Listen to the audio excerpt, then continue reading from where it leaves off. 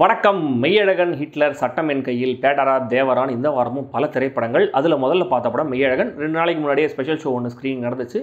படமே அழகாக நிதானமாக எடுத்துருக்கும் போது ரிவ்யூ மட்டும் ஏன் அவசர அவசரமாக சொல்லணும்னு தோணுச்சு. ஸோ யோசித்த விஷயங்களை ஸ்கிரிப்டாக டைப் பண்ணி பேசி இது அப்லோட் பண்ணியாச்சு. மேற்கொண்டு இந்த வாரம் என்ன படம்லாம் பார்க்கலாம் அப்படிங்கிறத நீங்களே சொல்லுங்கள். ஏன்னா இருக்கிற 2 நாளில் அதிகபட்சம் 3 படங்கள் பார்க்கலாம். இது இல்லாமல் ஓடிடியில் வேறு ஒரு தமிழ் படம் ஒன்று ரிலீஸ் ஆயிருக்கு. ஸோ வந்தால் மொத்தமாக வராங்க, இல்லை யாருமே வரமாட்டுறாங்க. இந்த டிசைனை கண்டுபிடிச்சது யாராக இருக்கும் அப்படிங்கிறது தெரில. யோசிச்சிட்டே இருங்க. அப்படி ரிவ்யூ பார்த்து முடிச்சிருங்க. சப்ஸ்கிரைப் பண்ணாதவங்க சப்ஸ்கிரைப் பண்ணுங்கள். வீடியோ எப்படி இருந்துங்கிற கமெண்ட்டில் சொல்லுங்கள். லைக் பண்ணுங்கள், ஷேர் பண்ணுங்கள்.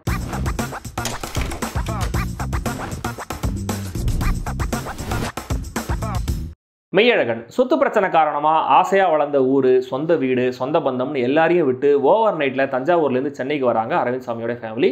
அப்போ அரவிந்த் சாமி ஒரு டீனேஜராக இருக்கார். சென்னையில் 20 வருஷங்களுக்கு மேலே இருந்ததுக்கு அப்புறம் திரும்ப சொந்த ஊருக்கு ஒரு கல்யாணத்துக்காக போக வேண்டிய கட்டாயமான சூழல் ஒன்று உருவாகுது. டோட்டலாக இறுக்கமான ஒரு ஆளாக இன்ட்ரோவேட்டாக மாறி இருக்கிற அரவிந்த் சாமி ரொம்ப ரிலக்டண்ட்டாக வேண்டா வெறுப்பாக ஊருக்கு கிளம்புறாரு. ரிசப்ஷன் அட்டன் பண்ணிவிட்டு நைட்டாக திரும்பி வந்துட போகிறேன் அப்படின்ற மாதிரி தான் சொல்லிட்டு போகிறாரு. கல்யாணத்தில் அவருடைய சொந்தக்காரரான கார்த்தியை மீட் பண்ணுறாரு. கார்த்திக்கு அரவிந்த் சாமி யார் என்னன்னு எல்லா விவரங்களும் தெரிஞ்சு ரொம்ப பாசமாக கூடவே இருந்து பார்த்துக்கிறாரு. ஆனால் அரவிந்த் சாமிக்கு வேறு யாருன்னு அடையாளம் தெரியவே இல்லை. அந்த ஒரு நைட் இவங்களுடைய ட்ராவலில் இவங்க தெரிஞ்சுக்கிற விஷயங்கள் என்னென்ன, கிடைக்கிற அனுபவங்கள் என்னென்ன, அரவிந்த் சாமிக்கு கார்த்தி யாருன்னு தெரிஞ்சுதா இல்லையா, கார்த்தி ஏன் இவர் மேலே இவ்வளவு பாசமாக இருக்காரு, இதெல்லாம் தான் மெய்யழகன்.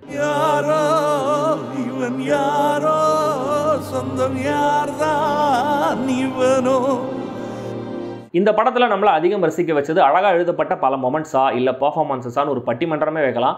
சீனுக்கு சீன் கார்த்தியும் அரவிந்த் சாமியும் ஸ்கோர் பண்ணிட்டே இருக்காங்க. கார்த்தி தனக்குள்ளே இருக்கிற அந்த நான் மகானல்ல ஹாப்பி கோ லக்கி கை கேரக்டரை திரும்ப சேனலைஸ் பண்ணி இந்த படத்துக்கான அந்த களத்துக்கு கொஞ்சம் மாற்றி கொடுத்துருக்காரு. ரொம்ப நல்லாவே இருந்தது. ரொம்ப ரிலேட்டபிளான கேரக்டர் ரைட்டிங். அதை அவர் ஸ்க்ரீனில் கொண்டு வந்த விதம் ரொம்ப நேச்சுரலாகவே இருந்தது. அவருக்கு ஈக்குவலாக படத்தை ஹோல்ட் பண்ணியிருக்காரு அரவிந்த் சாமி. ஆரம்பத்தில் அவர்கிட்ட தெரிகிற அந்த ஒரு இறுக்கம், கல்யாண வீட்டு வாசல்லேருந்தே அவருக்குள்ளே தெரிகிற அந்த எசிடேஷன், சிச்சுவேஷன்லேருந்து தப்பிக்கிறதுக்காக அவர் ட்ரை பண்ணுற விதம், அந்த ட்ராவலில் கொஞ்சம் கொஞ்சமாக லூசன் ஆகி ஒரு பாயிண்டில் கில்ட்டோட அவர் ஸ்ரீதிவ்யா கேரக்டர் முகத்தை கூட பார்க்க முடியாமல் பேசுகிற அந்த ஒரு சீனு கெரியர் பெஸ்ட் பர்ஃபார்மன்ஸை அரவிந்த் சாமி கொடுத்துருக்காரு. ராஜ்கிரண், தேவதர்ஷினி, இளவரசு, ஜெயபிரகாஷ், ஸ்ரீதிவ்யா ஒரே ஒரு சீனில் வந்தாலும் ராஜ்குமார், கருணாகரன், ரேஷல் ரெபேக்கான்னு எல்லாருமே மனசில் நிற்கிற அளவுக்கு அவங்களுடைய கதாபாத்திரங்கள் எழுதப்பட்டும் நடிக்கப்பட்டும் இருக்குது. கோவிந்த் வசந்தா இசையில் பின்னணி இசையும் சரி, பின்னணியில் மட்டுமே வர பாடல்களும் சரி, இந்த கதைக்களத்துக்கு இன்னும் நெருக்கமாக நம்மளை கொண்டு போகுது. சாஃப்டான கலர்ஸோட அழகான பல ஃப்ரேம்ஸை காட்டியிருக்கிற மகேந்திரன் ஜெயராஜோடைய கிளாஸான சினிமாட்டோகிராஃபி இந்த அழகான கேரக்டர்ஸோட சேர்ந்து நாமளும் ஹாப்பியாக ஒரு ஜேர்னி போகிற ஃபீலை கொடுக்குது. ஒரே நைட்டில் நடக்கிற கதை, பெருசாக எந்த வித ட்விஸ்ட் அண்ட் டர்ன்ஸும் கிடையாது. 2 பேர் தான் அவங்க வாழ்க்கையை பற்றி, நடந்த விஷயங்களை பற்றி, அவங்க உள் மனசில் இருக்கிற உணர்வுகளை பற்றி பேசுகிறாங்க. இதை எந்தவித அவசரமும் இல்லாமல் நிறுத்தி நிதானமாக திருத்தமாக அழகாக ப்ரெசென்ட் பண்ணியிருக்காங்க.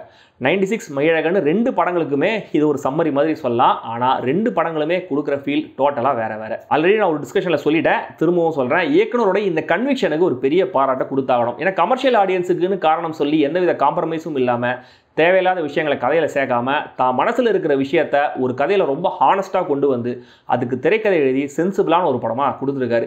எனக்கு பர்சனலாக 2 படங்கள்லையுமே ஆடியன்ஸ் மைண்டில் இருக்கிற ஒரு வித நெகட்டிவிட்டியை கேம்பிளாக வச்சு இயக்குனர் இன்ட்ரெஸ்ட்டை ஹோல்ட் பண்ண முயற்சி பண்ணியிருக்காரோ அப்படிங்கிற மாதிரி தான் தோணுச்சு. ஏன்னா நடக்கிற விஷயங்கள் எல்லாமே ரொம்ப ரொம்ப ரொம்ப ரொம்ப சாதாரணமானதாக இருக்கும். ஆனால் அதையே நம்ம எதிர்பார்த்துருக்க மாட்டோம்.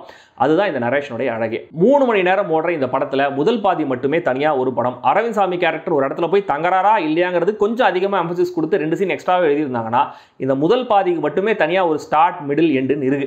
இந்த முதல் பாதி முழுக்க நிறைய ஹியூமர், நிறைய இயல்பான கன்வர்சேஷன்ஸ், மொமெண்ட்ஸ், அவ்வளோ எமோஷன்ஸ் கொட்டி கிடக்குது. ஆரம்பத்தில் கார்த்தியை பார்த்து அரவிந்த் சாமி விலகி போகிறது, அவாய்ட் பண்ண நினைக்கிறதெல்லாம் கொஞ்சம் அன்பே சிவம் படம் ஞாபகம் வந்தாலுமே கூட ரொம்ப என்ஜாயபிளாகவே இருந்தது. கான்ஸ்டன்ட்டாக நம்மளை ஒரு புன்னகையோடவே வச்சிருக்காரு இயக்குனர் பிரேம்குமார். நாட்டுப்பால்ட்டி உங்ககிட்ட கேட்டனாங்கிற அந்த டைலாக் ஆணையே புடுங்கமான ரேஞ்சுக்கு பாப் கல்ச்சரில் வைரலாக அந்த பிரகதீஸ்வரரை பிரார்த்திக்கிறேன். அண்ட் படத்தில் நெகட்டிவிட்டிங்கிறது சும்மா ஒரு சின்ன டயலாக கூட இல்லை. அரவிந்த் சாமியோடைய பாஸ்லேருந்து கோயில் வெளியில் பூ கட்டுற ஒரு அக்கா, பஸ் கண்டக்டர், சமையல்காரன் எல்லாருமே சக மனிதர்கள்கிட்ட ரொம்ப கைண்டாக எம்பத்தடிக்கலாக இருக்காங்க. ஆக்சுவலாக படத்தில் இதையெல்லாம் ரிசீவ் பண்ண முடியாமல் சினிக்கலாக சுற்றுறதே அரவிந்த் சாமி கேரக்டர் தான். இந்த கேரக்டர் முரண் ரொம்ப அழகாகவே இருந்தது. தான் சுயத்தை இழந்த ஒருத்தன், தான் யாருங்கிறதே மற்றவன் சொல்லி தான் ரியலைஸ் பண்ணுற ஒருத்தன், போலித்தனம் இல்லாத ஒரு மனுஷனை பார்க்கும்போது பயந்து ஓடுற ஒருத்தன்னு அந்த கேரக்டருக்கான ரைட்டிங் அட்டகாசமாக இருந்தது. ஃபர்ஸ்ட் ஹாஃப் அளவுக்கு இல்லைனாலுமே கூட செகண்ட் ஹாஃபில் கார்த்தி சொல்கிற அந்த சைக்கிள் கதை, இவங்க 2 பேரும் டான்ஸ் ஆடுற அந்த ஒரு மூமெண்ட், சட்டுன்னு கார்த்திக்கு பாட்டு ஞாபகம் வர அந்த மூமெண்ட், கோயில் வாசலில் அரவிந்த் சாமி பார்க்குற கேரக்டர், ஃபர்ஸ்ட் ஹாஃபோடைய ரீகால் மாதிரி இல்லை ஒரு ஜென்ரேஷனல் திங் மாதிரி வர ஃபோன் கால் சீக்வன்ஸ்னு அங்கங்கே அழகான மொமெண்ட்ஸை தெளிச்சு விட்டுருக்காரு இயக்குனர். படம் முழுக்க ஆண் கதாபாத்திரங்கள் எந்தவித தயக்கமும் இல்லாமல் அவங்களுடைய மனசுக்கு ரொம்ப உண்மையாக வாய் விட்டு அடர்ந்து ரொம்ப அழகாக இருந்தது, நல்லாவும் இருந்தது. நம்ம ரூட்ஸோட நம்ம கனெக்ட் பண்ணிக்க வேண்டிய அவசியம் என்னங்கிற மெசேஜையும் படம் சொல்லாமல் சொல்லுது. நைஸ். பட் இந்த 2 பேருடைய ஜேர்னி ஒரு கட்டத்துக்கு மேலே போதையில் ஏதோ 2 பேர் பேசிட்டு போகிறாங்க போல இருக்குது நினைக்க வைக்கிற அளவுக்கு சுவாரஸ்யம் குறைஞ்சும் நீண்டுக்கிட்டு போகிறதும் படத்துடைய முக்கியமான டிராபேக். முதல் பாதியில் பக்காவான மீட்டரில் ஒர்க் ஆன பர்ஃபார்மன்சஸ், பிஜிஎம், வசனங்கள் எல்லாமே செகண்ட் ஹாஃபில் ஒரு கட்டத்துக்கு மேலே ரொம்ப ஃபோர்ஸ்டாக ஆர்கெஸ்ட்ரேட்டடாக ஃபீல் ஆக ஆரம்பிச்சிருச்சு. ஜல்லிக்கட்டுக்குன்னு தனியாக ஒரு 10-15 நிமிஷம் போர்ஷன் ஒன்று இருக்குது. அதை வச்சு ஏதோ அப்புறம் பில்டப் பண்ண போகிறாங்க, மெட்டஃபர் மாதிரி சொல்ல போகிறாங்கன்னு பார்த்தா எதுவுமே இல்லை.